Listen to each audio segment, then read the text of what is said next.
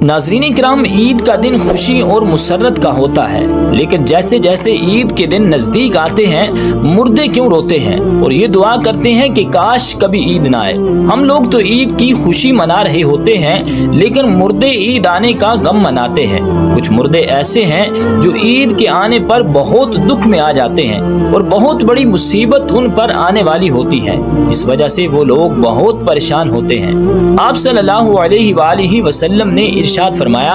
اگر کوئی شخص رمضان کے مہینے میں انتقال کرتا ہے تو اس کے اوپر عذاب نہیں ہوتا اور قبر میں اس سے سوال و جواب نہیں کیے جاتے، چاہے وہ کتنا بھی گناہگار بندہ کیوں نہ ہو۔ رمضان میں اس کا انتقال ہو جائے تو رمضان کے مہینے کی برکت اس کو یہ ملتی ہے کہ رمضان بھر نہ اس سے سوال و جواب ہوتے ہیں اور نہ ہی رمضان بھر اس پر عذاب نافذ کیا جاتا ہے۔ اور جیسا کہ حدیث پاک کا مفہوم ہے کہ قبر کے اندر مردے کے لیے جہنم کی کھڑکی کو کھول دیا جاتا ہے اور مردہ قبر کے اندر جہنم کی تپش کو محسوس کرتا ہے، تو جو گناہگار مردے ہوتے ہیں وہ اس طرح سے جہنم کے عذاب اور گرمی کو قبر کے اندر محسوس کرتے ہیں۔ لیکن جب رمضان کا مہینہ آتا ہے تو آپ صلی اللہ علیہ وآلہ وسلم نے ارشاد فرمایا، تو جنت کے دروازوں کو کھول دیا جاتا ہے اور جہنم کے دروازوں کو بند کر دیا جاتا ہے، قبر سے عذاب کو اٹھا لیا جاتا ہے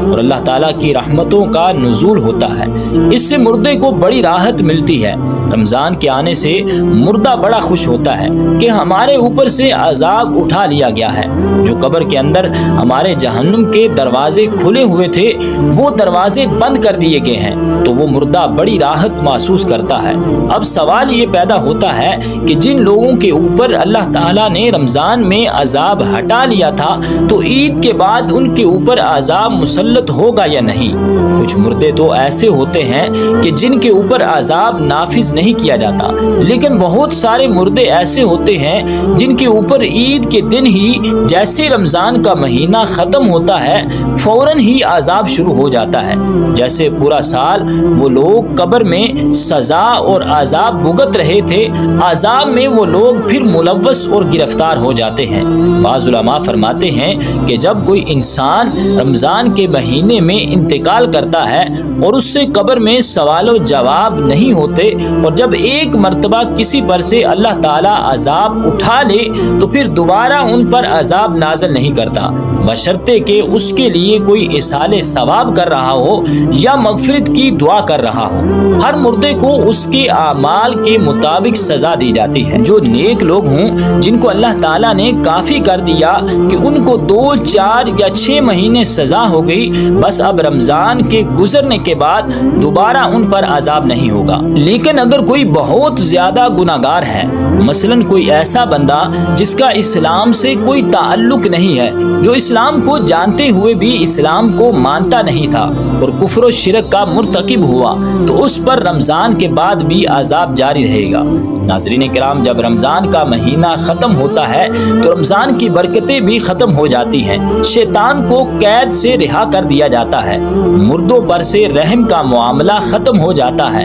جہنم کے دروازے جو بند تھے وہ رمضان کے جانے سے کھول دیے جاتے ہیں۔ ان سب باتوں کا مردوں کو علم ہوتا ہے کہ کب رمضان شروع ہو رہا ہے اور کب رمضان ختم ہو رہا ہے، تو رمضان کے جانے سے اہل قبور سوچتے ہیں کہ اب رمضان کا مہینہ جا رہا ہے اور پھر عید جیسے ہی آئے گی اس کے بعد ہم پر عذاب کو پھر سے مسلط کر دیا جائے گا، جس کی وجہ سے وہ مردے غمگین ہو جاتے ہیں اور روتے ہیں۔ رمضان بھر تو مرحومین کی عید ہوتی ہے کہ ان پر عذاب نہیں ہوتا۔ ہم لوگ رمضان کے آخری عشرے میں جب اپنی مغفرت کی دعائیں اللہ رب العالمین سے کرتے ہیں تو پھر ہمیں اپنے مرحومین کے لیے بھی زیادہ سے زیادہ اصالِ ثواب کرنا چاہیے، اور صرف اپنے مرحومین کے لیے نہیں بلکہ تمام امت مسلمہ کے لیے مغفرت کی دعا کرنی چاہیے۔ رب ذوالجلال ہم سب کو عمل کی توفیق اور ہمت عطا فرمائے، آمین بجاہ النبی الکریم الامین۔